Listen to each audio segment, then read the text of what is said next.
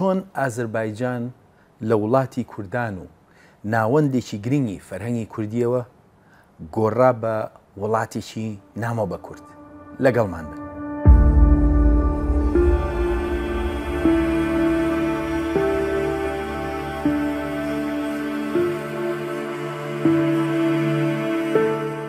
ئەمڕۆ تاچی کورد کاتێ وەختی پشوو هاوینان گەشت دەکەن بە وڵاتی ئازەربایجان، ئەو وڵاتە بە خاچێکی نامۆ بە خۆیان دەبینن.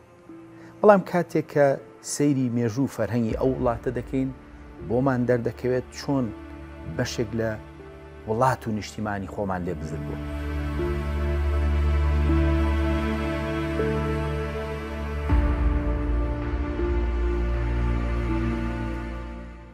لەم بەرنامەیەدا ئەمڕۆ هەوڵ دەدرێت لە سەرەتاوە ئەو پەیوەندیە، پەیوەندی کورد بە ئازەربایجانەوە بخرێتە ڕوو.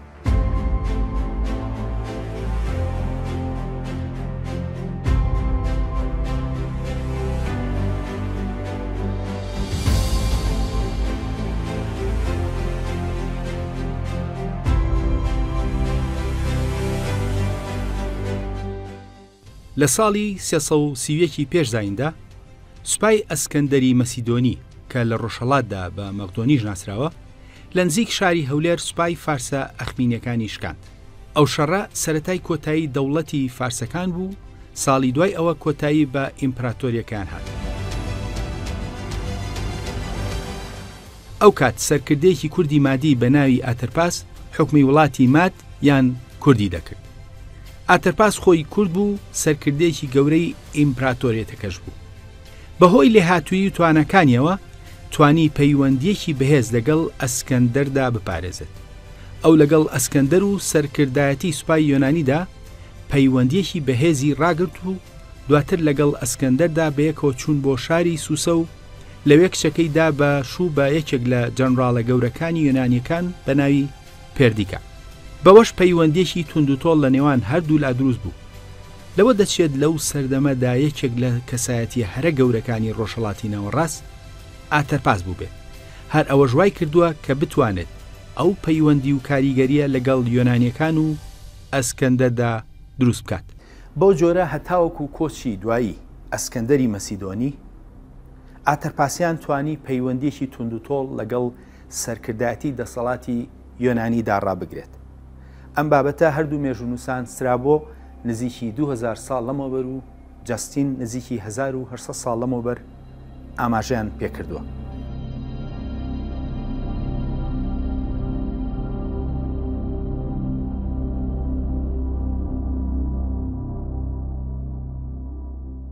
دواتر دوای کۆچی دوایی ئەسکەندەری مەسیدۆنی، ئاتەرپاسیان وەک کەسێکی لێهاتوو بوو بە تەنها پاشای سربەخۆی بەشێک لە وڵاتی کوردان کە بە ئاتەرپاسیان بە ناوی ئەوە دەناسرا و ئەمڕۆ بە ئازەربایجان دەناسرێت.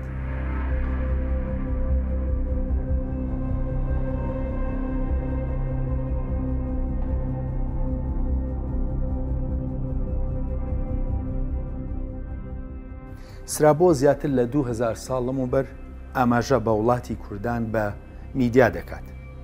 سەرەتا قسە لەسەر میدیای گەورە دەکات کە بەشی خوارەوەی ئەو وڵاتە بووە و پایتەختەکەی هەمەدان بووە. دواتر ئاماژە بە بەشی سەرەوەی دەکات و ئەو بە ئاتەرپاسیان ناوی دەهێنێت. سرابۆ سەبارەت بە بەشی ئاتەرپاسیانی وڵاتی مات دەڵێت. بەشەکەی تری بریتیە لە میدیای ئاترۆپاتیان. ناوەکەی لە ئاترۆپات وەرگرتووە. سەرکردەیە کە ڕێی گرت لەوەی ئەو وڵاتە کە بەشێکە لە میدیای گەورە بکەوێتە ژێر دەستی مەسیدۆنیەکان. کاتێک کە ئەو کرا بە پادشا، سربەخۆیی وڵاتەکەی بەدەسێنا. ئەوانەی دواتر چوونە شوێنی هەتاوەکو ئەمڕۆ بەردەوامن و لە سەردەمی جیاوازدا ژن و ژنخوازیان لەگەڵ پاشای ئەرمەنی، سریان و ئەشکانیدا کردووە.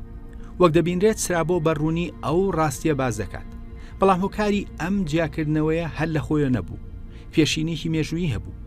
پێشەوەی کە ئیمپراتۆریەتی مادەکاندا بمەزرێت، ئەو ناوچەیە بە وڵاتی مانایی دەناسرا کە مانایەکان حکمیان دەکرد. مانایەکان نێچێک بوون لە باو باپیرانی کورد و لە ناوچەی ئازربایجان و مکریانی ئەمڕۆدا حکومڕان بوون و بە پێی ئەو ژمارە وشەکەمەی کە لیان بەجێماوە ئەوان بە کوردیەکی تێرین دوا بوون. دواتر لەگەڵ بەهێزبوونی دەوڵەتی مادەکان و ڕوخانی دەوڵەتی ئاشووریدا وڵاتی مانایەکان بوو بە بەشێک لە ئیمپراتۆریەتی مادی، واتە پێش ئەوەی کە ئاتەرپاسیان ئەو شوێنە جیابکاتەوە ئەو ناوچەیە تایبەتمەندیەکی ناوچەی و فەرهەنگی ڕابردووی پەیوەست بە مانایەکانی هەبوو. ئاتەرپات یاخود ئاتەرپاس ناوێکی بنەچە مادیە و بە زمانی کوردی و مادی مانای ئاگرپارێز دەدا. لەبەرەوەی وشەی ئاتەر وشەیەکی کوردی و مادیە و پاس کە مادەکان بە پات گویان کردووە مانای پارێز دەدات و پاشگریان کە لە زمانی کوردی و مادیدا بەکارهاتووە مانای شوێن دەدات. بەوە ناوی وڵاتەکەی کردوتە ئاتەرپاسیان، واتە وڵات شوێنی ئاگرپارێز. هەر ناوی وڵاتەکە کوردی نەبووە، بەڵکو ناوی پایتەختەکەشیان هەر کوردی بووە. پایتەختی دەوڵەتەکە ناوی گەنجەک بووە کە شوێنەوارەکەی بەنزیک میان دوا و لە ڕۆژهەڵاتی کوردستانە. ناوی پایتەختەکەیان لە وشەی گەنج کە مانای زێڕوزی و دەدات لەگەڵ پاشگری کە دروستکراوە. ئەم ناوە لە قەواڵەکانی هەورامانیشدا هاتووە وەک ناوی شوێنێک بە شێوەکانی گەنجەک و گەنجەکان. وشەکە لە زمانی مادیدا هەبوو و لە کوردی ئەمڕۆژدا ماوە. بەو جۆرە ئاتەرپاسی مادی لە سەدەی چوارەمی پێشزاینەوە سەرەتای پاشایەتی مادەکانی لە وڵاتی ئازربایجاندا دەست پێ کردووە و لەو کاتەوە سەرچاوەکان ئەو وڵاتە بە وڵاتی ماد ئاماژە پێ دەکەن و پادشاکانیشیان بە پادشای مادی ئازربایجان. بابەتی ناوی ئازربایجان سەرچاوە ئیسلامیەکانیش ئاماژیان پێکردووە. بۆ نمونە نزیکی 800 ساڵ لەمەوبەر یاقوتی حەمەوی کاتێک کە باسی ناوی ئازربایجان دەکات ئەو بۆ هەمان پاشا و هەمان مانای ئاگرپارێز دەیگەڕێنێتەوە، بەڵام ئەو ناوی ئاتەرپات یاخود ئاتەرپاس بە ئازرباز دەهێنێت. ئەوەش بۆ دەگەڕێتەوە کە بەهۆی باڵا دەستی ئەشکانیەکان بۆ سەردەمێک زمانی پەهلەیی و بە زمانی باو بۆ جۆرە وشەی ئاتەری کوردی و مادی گۆڕا بۆ ئازەر و ناوەکەش لە ئاتەرپاتیان یاخود ئاتەرپاسیانەوە گۆڕا بۆ ئازرپایگانی پەهلەوی. لە ڕاستیدا یاقوتی حەمەوی لە ڕوونکردنەوەکەیدا ئاماژە بە زمانی پەهلەویش دەکات.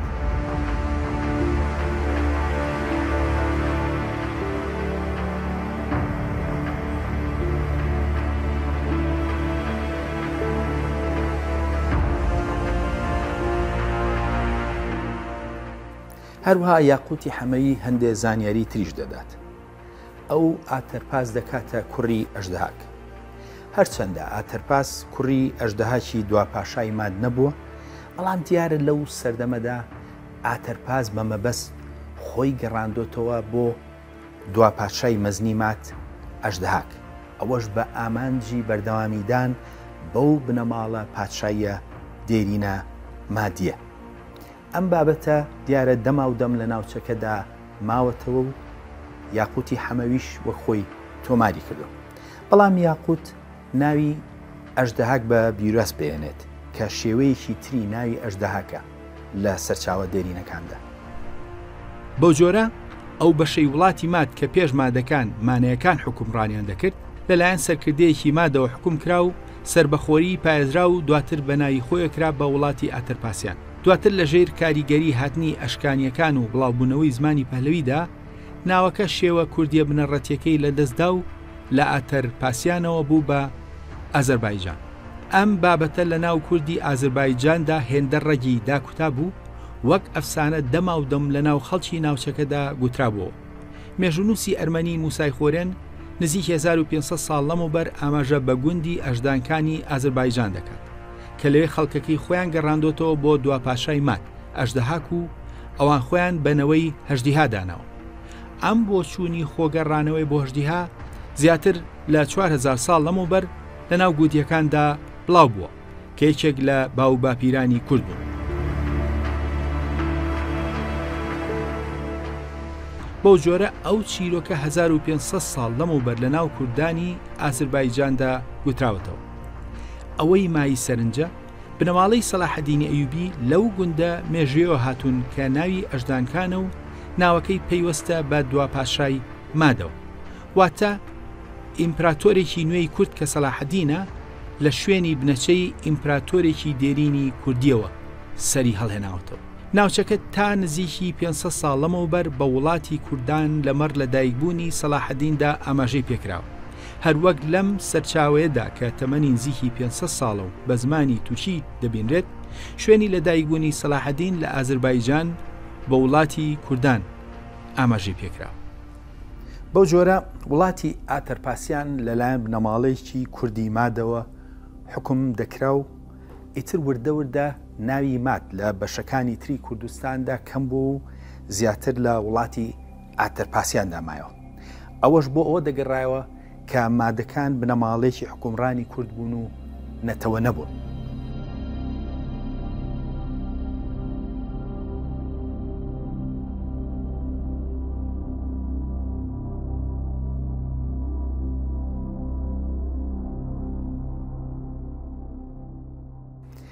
ئیتر وردە دوای ئاتەرپاسیان پاشا مادەکان حکومڕانی بەردەوام بوون لەو وڵاتەدا. ئەوان لە سەرچاوەکاندا نەکەر حکومڕانی وڵاتی خۆیان بوون، بەس بەڵکو هەندێک جار بە پادشا و حکومڕانی ئاتەرپاسیان و ئەرمینیاش ئاماژیان پێکرا.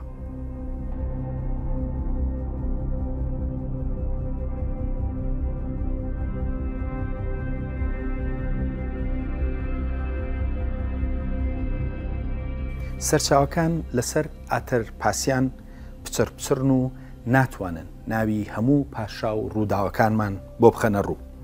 بەڵام هەندێک زانیاری لەسەر هەندێک لە ناوی پادشاکان و دراوەکانیان و کۆمەڵێک لە جەنگەکان بەردەسن.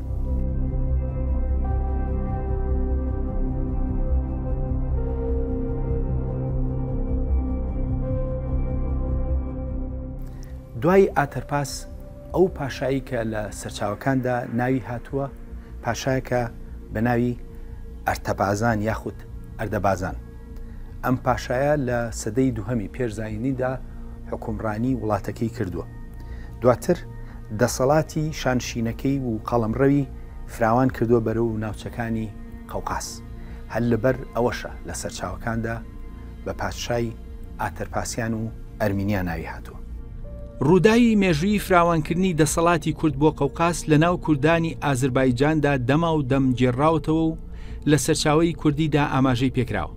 شاعیری کوردی مەزن نیزامی گەنجەیی کە کارەکانی هەر بە زمانی فارسی دۆزراوەتەوە لە پەرتوکەکەیدا بە ناونیشانی شەرەفنامە ئاماژە بەوە دەکات.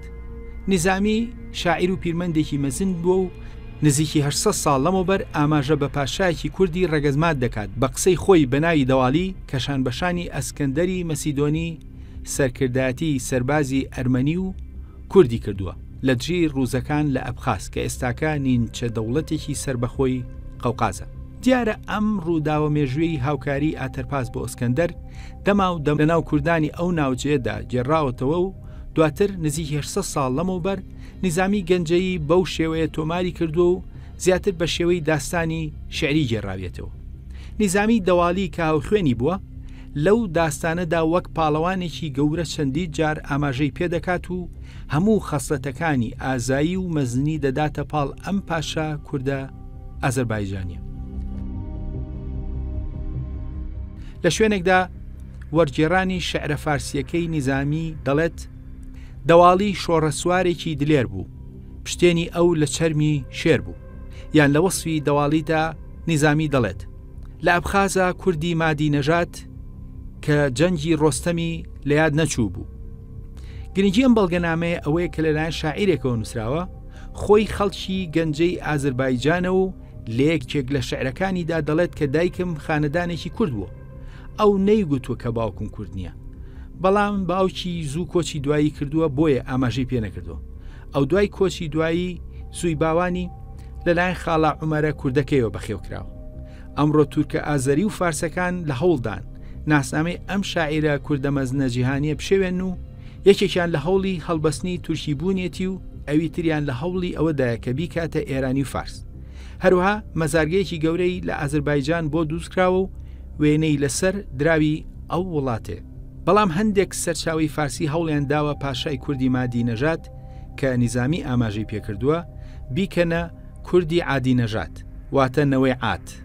بەڵام دکتۆر بەهرۆز سەروەتیان کە خۆی تورکێکی ئازەری و خەڵکی ئێرانە و تایبەتمەندە لە شعرەکانی نیزامیدا ئەو ڕازگۆیانە بە ئەمانەتەوە لە سەرچاوی کۆنەوە وەریگرتووە و دەڵێت ئەوە مادە و عادنیە و چەندین پەرتووکی لەسەر نیزامیش هەیە. لە ساڵی 65 پێش زایندا سوپای ڕۆم بە سەرکردایەتی پۆمپەی هێرشی کردە سەر پاشای ئاتەرپاسیان بە ناوی داریوشەوە. ئەم سوپایە ئەم دەوڵەتە کە بە دەوڵەتی ئاتەرپاسیان دەناسرا کەوتبووە نێوان دوو هێزەوە، هێزی ڕۆم و هێزی ئەشکانیەکان. ئەشکانیەکان دەسەڵاتیان ڕووی لە هەڵکشان بوون، ئەوان کەوتبوونە باشوور و ڕۆژهەڵاتی شانشینەکەەوە.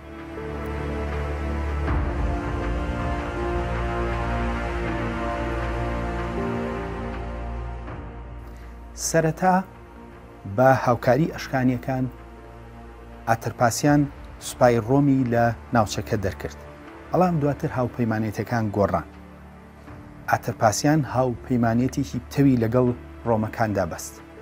بۆ پتەوکردنی ئەو هاوپەیمانێتیە پاشای ئاتەرپاسیان کچەکەی خۆی دا بە کوڕی سەرکردەی سوپای ڕۆم کە کوڕەکە ناوی ئەسکەندەر بوو، باوکی ناوی ئەنتۆنی بوو. دایکی ئەم کوڕە شاژنی بەناوبانگی مسر کلێۆپاترا بوو.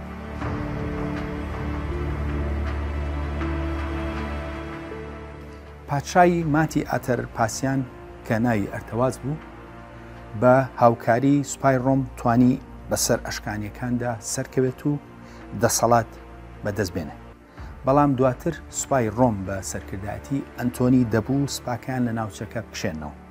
ئەمە بووە هۆی ئەوەی کە ئەم دەوڵەتی ئاتەرپاسیان بە سەرکردایەتی ئەرتەواز نەتوانێت بەرگری لە وڵاتەکەی بکە بەرامبەر بە سوپای ئەشکانیەکان. لە ئەنجامدا لە ساڵی 30 پێش زایندا ئەرتەواست لەلایەن سوپای ئەشکانیەوە بەدیل گیرا، بەڵام دواتر توانی لە زیندان دەرباز ببێت و پەنابەرێ بۆ ئۆکتافیانی قەیسەری ڕۆم کە پێشوازی لێکرد. بەو جۆرە ئەم دەوڵەتە وردە وردە کەوتبووە ململانەی نێوان ئەو دوو هێزە گەورەی ناوچەکەوە، ڕۆمەکان و ئەشکانیەکان. سەرڕای ئەو ئاڵنکاریانی کە ئاماژەی پێکرا سرابۆ لە نزیکی سەدەی یەکەمی زاینیدا ئاماژە بۆ دەکات کە وڵاتی ئاتەرپاسیان سوپایەکی گەورەی 10,000 سوارە و 40,000 پیادەی هەبووە و ئەو مێژونوسە لەو سەردەمەدا دڵنیایی سربەخۆییان دەکاتەوە کاتێک کە ئاماژیان پێدەکات. لە سەرچاوەکاندا دواتر هێندە زانیاری سەبارەت بە ناوچەکە نییە هەتاوەکو ناوەڕاستی سەدەی سێهەمی زاینی و سەرەتای حکومڕانی ساسانیەکان. سەرچاوە ساسانیەکان دەڵێن کە ئەردەشیر لەگەڵ پاشای مادی کورد کەوتۆتە شەڕ. ئەردەشیر سەرەتا شەڕەکە دۆڕێنێت، بەڵام دواتر سوپایەکی گەورەتر کۆ دەکاتەوە و لە کۆتاییدا پاشای کوردی مادی دەشێنێت و خۆی و ماڵ و منداڵی دەگرێت. ئەوە کۆنترین تۆماری مێژوویە کە ئاماژە بە پاشایەکی مادی بە کورد بکات. دواتر ساسانیەکان هەندێک جار لە دژی مادەکان هەڵمەتی سەربازیان ئەنجام داوە. لە ناوڕاستی سەدەی سێمی زاینیدا شاپوری یەک هەڵمەتێکی سەربازی لە دژی مادی چیاکان لە ناوچەکەدا ئەنجام داوە کە لەوە دەچێت ئاماژە بێت بە میدیای ئاتەرپاسیان. ڕووداوەکان لەو ناوچانەدا بێدەنگە و دواتر لە ساڵی 628 زاینیدا ئیمپراتۆری ڕۆم هەرقل هەندێک ناوچەی لە ئاترۆپاسیان گرت و وردە وردە دەسەڵاتی ساسانی لە ناوچەی ئاترۆپاسیان کۆتایی پێهێنرا. بەو جۆرە پێش کۆتایی هاتنی دەوڵەتی ساسانی لەلایەن عەرەبەکانەوە دەوڵەتی ئاتەرپاسیان پێشتر کەوتووە دەست ڕۆمەوە. هەرچەنە زانیاری ورد لەسەر دەسەڵاتە ناوچیەکەی دەوڵەتی ئاتەرپاسیان نییە، بەڵام بەگشتی سربەخۆیی لە دەست دابوو لاواز بوو. دواتر کاتێکە سوپای عەرەبەکان گەیشتە ناوچەکە، کورد ڕۆڵی سەرکردایەتی لە وڵاتەدا دەبینی. ئەو نەتەوەی سەرەکی بوو لە ئاتەرپاسیاندا و نەتەوەکانی تاڵ و تاڵیشیش لەگەڵیدا لەوێدا دەژیا. بەڵام لە سەرچاوەکاندا ئەو کات ناوی تورک نەهاتووە و تورک لە وڵاتەکەدا نەبوو و وڵاتەکە بەگشتی بەدەست کوردەوە بوو. هەرچەندە سەرچاوە ئیسلامیەکان ئاماژە بەچوونی سوپای ئیسلام دەکەن بۆ ناوچەکە، بەڵام هیچ نەتەوەیەک لەو سەرچاوانەدا ناوی ناتوە جگە لە نەتەوەی کورد. بەپێی بەلازەری کاتێک کە عەرەبەکان ناوچەی ئارانیان لە ئازەربایجان گرت، ڕوبەڕووی کوردی بلاجان بوونەوە و شەڕیان لەگەڵداکردن. تەنانەت کاتێک کە لەسەر ئاشتیش ڕێکەوتن بەوەی کە باش بدەن، نیگەرانیەکانی کورد یەکێک لە بڕگە سەرەکیەکانی ئەو ڕێکەوتن نامەیە بووە کە لەگەڵ سوپای ئیسلام داکراوە. هەروەک بەلازەری زیاتر لە 1100 ساڵ لەمەوبەر ئاماژەی پێدەکات، ڕێکەوتنەکە لەگەڵ موسڵمانەکاندا بەم شێوەیە بووە. کەس سەبی نەکرێت، ئاگرەکان نەڕوخێنرێت و دژی کوردانی بلازجان و سابلان و ساترودان نەوەستنەوە و نابێت ڕێگر بن لەوەی کە خەڵکی شاری شیس بە تایبەتی ئەوەی کە جەژنی خۆیان بەڕێوە بەرن و ئەو ڕێوڕسمەی کە دەیکەن ئەنجامی بدەن. ئەو کاتەی سوپای ئیسلام گەیشتۆتە ئەوێ، تەنانەت ناوی شوێن و ڕووبارەکانیش پەیوەندی بە کوردەوە بووە. لە کاتی هاتنی عەرەبەکان بۆ ئازەربایجان لە نزیک دڤین کە دواتر شوێنی بەهێزی شەدادیەکان بووە، ئاماژە بە ڕووبارێک کراوە بە ناوی نەهرل ئەکرات، واتە ڕووباری کوردان. دواتر وردەوردە دەسەڵاتە کوردیەکان لە ئازەربایجاندا دەبوژانەوە و ئەو دەسەڵاتانە چەندانێک بوون. لەم بەرنمەیەدا تەنها ئاماژە بە دوو لەو دەوڵەتە کوردیانە دەکرێن کە کاریگەری سەرەکییان لە ئەزەربایجاندا هەبووە. یەکەمیان دەوڵەتی ڕەوادی بوو، ئەویتریان دەوڵەتی شەدادی. لە سەردەمی ئیسلامدا چەند دەسەڵاتێکی کوردی حکومڕانی وڵاتی ئازەربایجانی کردو، بەڵام لە ناویاندا دوور دەوڵەتی سەرەکی هەبوون کە یەکێکیان ڕەوادی بوو، ئەوی تریان شەدادی. ڕەوادەکان پایتەختیان تەورێز و شەدادیەکان پایتەختیان دڤین بوو.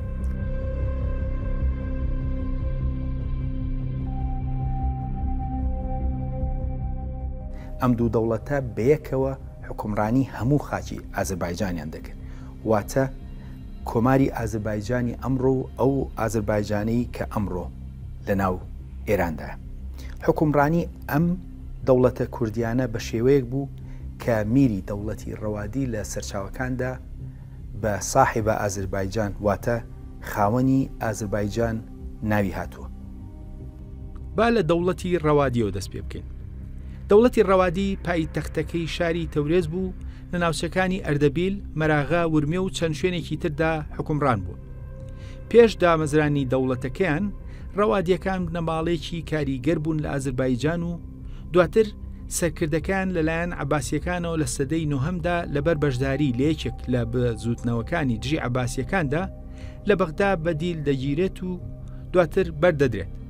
ئیبن خەلەکان سەبارەت ئەیوبیەکان دەڵێت کە ئەوان سەر بە کووردە ڕەوادیەکان و ئیبن ئەسیر زانیاری لەسەر بنەچەی دێرینیان نادات، بەڵام دەڵێ کە ڕەوادیەکان لە ڕەسەنترینی کوردەکانن. بەو جۆرە ڕەوادیەکان لە حکومڕانیاندا لە ئازەربایجاندا بەردەوام بوون، بەڵام لە ساڵی 1942دا بوومە لەرزەیەک دای لە تەورێز کە پایتەختی دەوڵەتی ڕەوادیەکان بوو. بەپێی سەرچاوەکان لەم بوومە لەرزەیەدا نزیکەی 40 بۆ 50,000 کەس بوونەتە قوربانی، بەڵام بەهۆی کارامەیی میرە ڕەوادیەکەیەوە لە ماوەیەکی کەمدا شارەکە دروست دەکرێتەوە. ئەم ڕووداوە لەلایەن شاعیری تەورێزی قەترانەوە ئاماژەی پێکراوە. زۆر سەبارەت قەتران نازانرێت، بەڵام بەپێی ئەوەی کە شاعیری دیوەخانی ڕەوادیەکان بووە، زۆر ئەگەری هەیە کە کورد بوو بێ. قەتران تەورێزی لە شعرێکی درێژدا ئاماژە بە کارامەیی میری ڕەوادیەکان محەممەد کوڕی وەهزوزانی ڕەوادی و ئەم ڕووداوە دڵتەزێنە دەکات. قەتران شعرێکی درێژی بۆ حکومڕانە کوردەکە و پارێزگاریکردنی لە تەورێز و ناوچەکەوتووە. ئەمەی خوارەوە بەشێک لەو شعرەیە کە بۆ زمانی کوردی وەرگێڕاوە. شعرەکە ماناکەی دەبێتە ئەو میرەی کە وەکو خۆرە یاخوا هەرگیز کەس نەبێ، هاوشێوەی مانگ بۆ هەتایی جوان و پرشنگدار ببێ. سوپاس بۆ ئەو وا ئەم شارە لە جاران زیینتوتر دەبێت، باشتر لە شارەکانی عێراق، دڵی خەڵک خۆشتر دەبێت. خودایە باچی تر گریان نەبێتە بەشی ئەوانەی تەورێز خۆشەویستن، با ئەوانەش کە ناحەز بەم شارن هەرگیز خۆشی نەبیستن. مەملانی خۆشەویست خاوە نەک تەنها دڵێ بەڵکو 100 دڵ ئەوانەی کە لە خۆشەویستی تۆدان یەک ڕۆحنین خاوەنی سەدن ئەی گوڵ تۆ لە گەورەترین شتی دنیا خۆشەویستریت سەلامەتی ئەم شارە بۆ ئێمەیە بەرهەمی ژیریت هەموو پاشاکانی جیهان هاوڕێتن ئەی دۆستی پاشاکان ئەبوو نەسری سەرکەوتوو بە ئەمەک ئازا لە دوژمنلادان شعرەکە درێژە و ئەمە تەنها بەشێکێتی بەڵام ئەوەی کە جارێکی تر ئەگەری کوردبوونی قەتران تەورێزی دڵنیا دەکاتەوە ئەو لە بری محەممەد ناوی مەملان بەکاردەهێنێت وەک نازناوی ئاماژەکردن بەو میرە کووردە کە ئەوە لە ناو کوردانی ئەو ناوچانەدا باو بوو. بەشەکەی تری ئازەربایجان لەلایەن شەدادیەکانەوە حکوم دەکرا. شەدادیەکان پێشەوەی لەو ناوچانەدا لە ئازەربایجاندا حکومڕان بن سەرچاوەکان ئاماژە بەوە دەکەن کە ئەوان خاوەنی سوپایەکی 10,000 کەسی بوون. دواتر لە ناوچەکانی ئاران و گەنجە و دوین و چەند شوێنێکی تری ئازەربایجاندا بوونە حکومڕان. لە سەدەی دێمی زاینیەوە شەدادیەکان خۆیان بە تەواوی بەهێز کردبوو لە ئازەربایجاندا. ئەوان بە شێوەیەک بەهێز بووبوون کە تەنانەت باجیشیان لە ئەرمینیەکان وەردەگرت.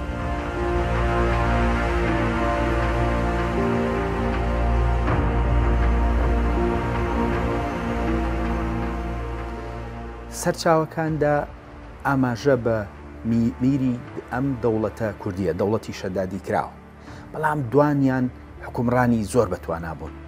ئەوانیش ئەبولفەزڵ و ئەبولەسوار بوون. ئەبولەسوار بە شێوەیەک بەهێز بوو کە دەسەڵاتەکەی بوو بە مای هەڕەشە بۆ ڕۆمە بێزەنتیەکان بۆیە ئەوان ویستیان دەسەڵاتی ئەبوەسوار سنووردار بکەن.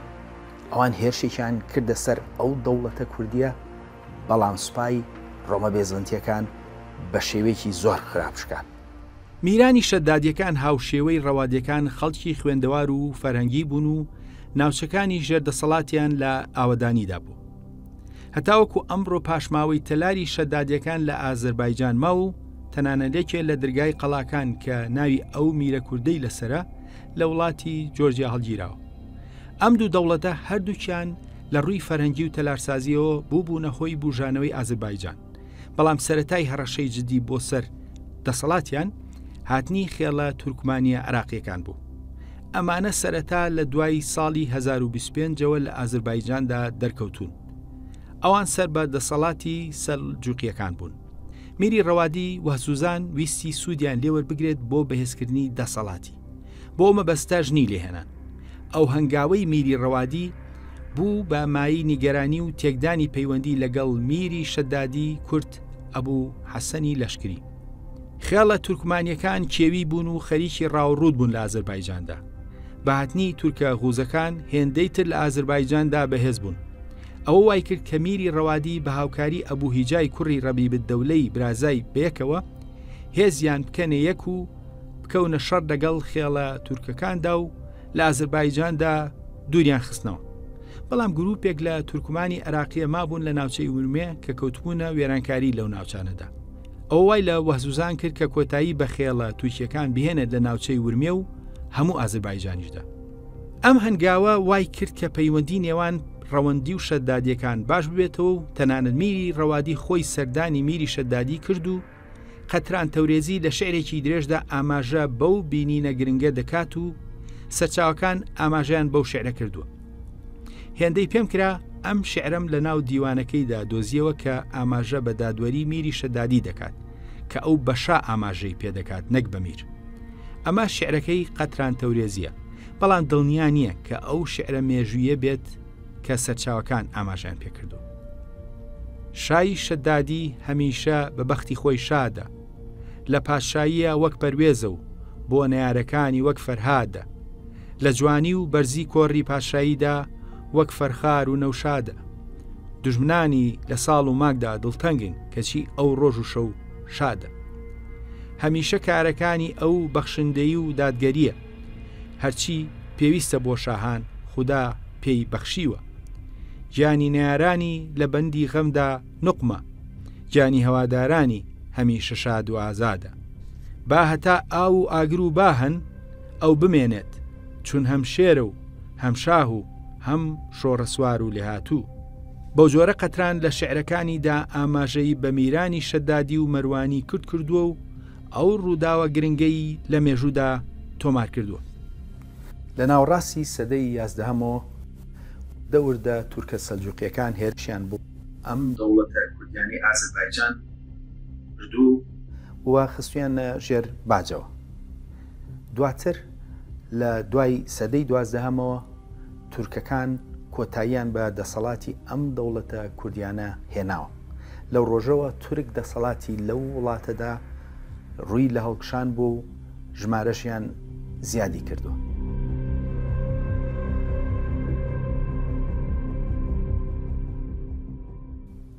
سەرڕاوە لە لێکۆڵینەوەیەکی زانستیدا کە لەلایەن تورکەکانی کۆماری ئازربایجانەوە لە زانکۆی خەزەر لە شاری باکۆ ئەنجام درا و ئەم لێکۆڵینەوەیە دەری دەخات کە لە 38 خەڵکەکە لە ڕووی جینەوە تورکین، واتە زۆرینە زمانیان تورکیە دەنا لە ڕووی خوێنەوە تورک نین.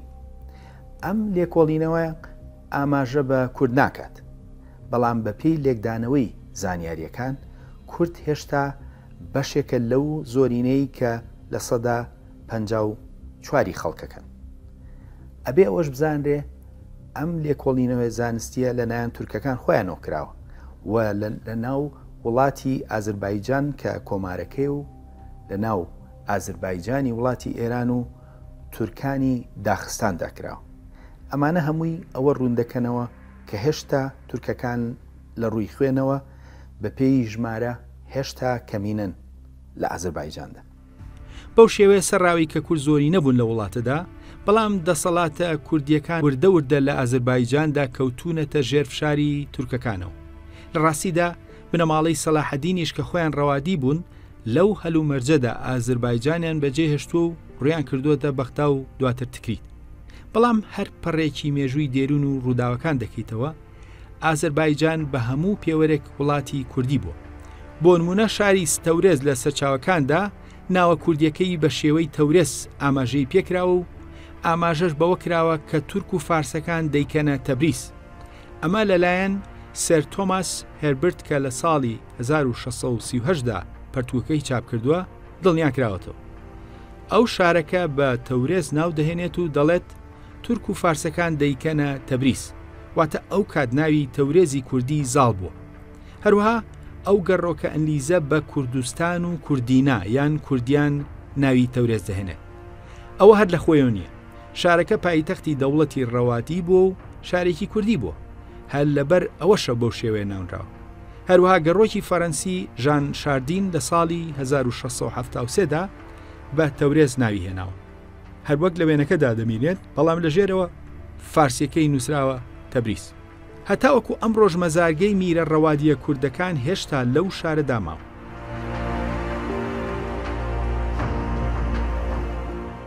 بەهۆی هەبوونی ژمارەیەکی زۆر لە کورد لە ئازربایجاندا لە ساڵی 1923دا ناوچەی ئۆتۆنۆمی کوردستانی سوور کە ڕوبەرەکەی 5200 کیلۆمەتر چوارگۆشە بوو لەو وڵاتەدا ڕاگەیەنرا. ئەو هەرێمە ئۆتۆنۆمیە پێکهات بوو لە 4 ناوچەی لاچین، کڵێجار، گوڵبادلی و زەنگەلان و شارۆچکەکانی قەرەقوشلی، کۆتورلی، مورادخانلی و کوردحاجی دەگرتەوە. دانیشتوانی هەرێمەکە هەمووی کورد بوون و زمانی فەرمی لەوێ کوردی بوو کە قوتابخانە و میدیای دەگرتەوە. بەڵام فشاری تورکیا و ئێران لەسەر دەوڵەتی سۆڤێت بۆ هۆی گۆڕینی سیاسەتی وڵاتەکە بەرامبەر بە کورد. لە ئەنجامدا لە ساڵی 1929دا پلەی ئۆتۆنۆمی هەرێمەکەیان کەم کردەوە و سیاسەتی دژ بە کورد بەردەوام بوو، هەتاوەکو لە ساڵی 1930دا هەزاران کوردیان ڕاگوێز کرد بۆ وڵاتەکانی تری قەفقاز. ئەمڕۆ بەشێک لەو خاکە لەلایەن ئەرمینیاوە دەستی بەسەرداگیراوە و بەشەکەی تری لەلایەن ئازربایجان. لە ئەنجامدا هێشتا کێشەی سنووری لە نێوان ئازربایجان و ئەرمینیادا بەردەوامە لە سەرخاکی کوردستانی سوور و ئەم ڕۆژ سیاسەتی ئەسیمیلەکردنی کورد و تێکدانی مێژوەکەی لە وڵاتی ئازربایجان و تا ڕادێکیش ئەرمینیادا بەردەوام. پوختەی بابەت ئەمەیە.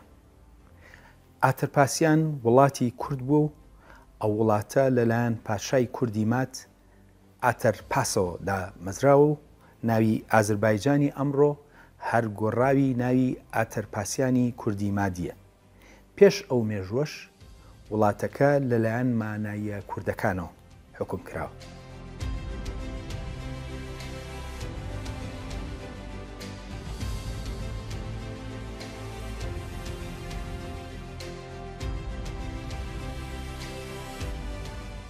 تەنانەت لە سەرەتای دەرکەوتنی سوپای ئیسلام لە ناوچەکەدا تەنها نەتەوە کە ناوی هاتبێت نەتەوەی کووردە.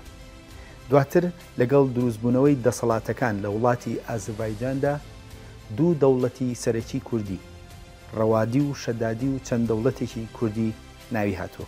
نەک ئەوە، بەڵکو کۆنترین پەرتوو کە بناسرێت لە سەرمێژووی ئازەربایجان لەلایەن میرێکی ڕەوادی کوردیەوە نووسراوە کە لە سەرچاوەکاندا ڕەوادیەکان بە خاوەنی ئازەربایجان ئاماژیان پێکراوە، واتە ئەوان خاوەنی وڵاتەکە بوون و مێژوەکەشیان نووسیوە.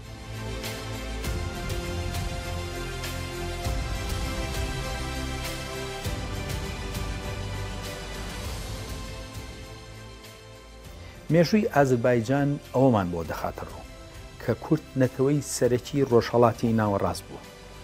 سەرڕایەوە لە سەرەتای سەدەی 20ەمەوە مێژوویەکی درۆینە بۆ ناوچەکە داڕێژراوە.